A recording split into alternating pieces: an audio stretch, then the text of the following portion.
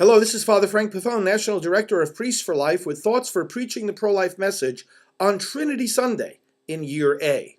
The mystery of the Trinity is a mystery of communion, a communion of persons united by their total self-giving to one another. And while this is unique in the Trinity, it also reflects a reality that we live out on a human level. And this reality of communion is both a gift and a task. It really is ultimately the fruit of love and the dynamic of love, that people give themselves totally to one another and therefore have the bond of unity and a community that begins in the family and that is meant to extend to the whole human race.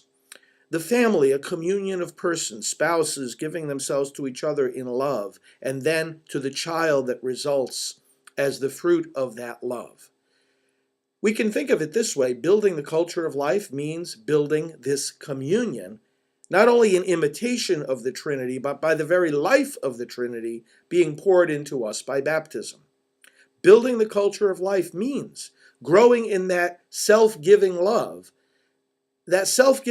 by which we give ourselves also to our children, by which parents entrust themselves to one another and then give themselves to that child, welcoming, protecting, nurturing that child, and the dynamic by which all of us see that child as also belonging to us, entrusted to the human community, all of us entrusted to the care of one another, that we may build a communion of life and of love.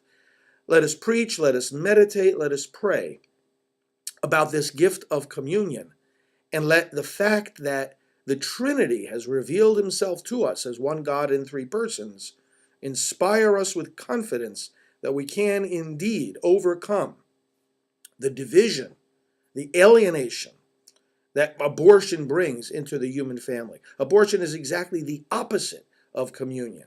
Rather than welcoming the other, rather than giving ourselves away for the other, it rejects the other, it throws the other away, it introduces a gap between persons rather than a self-giving love. Let the Feast of the Trinity then bring us out of the culture of death and into a true culture of life and of love.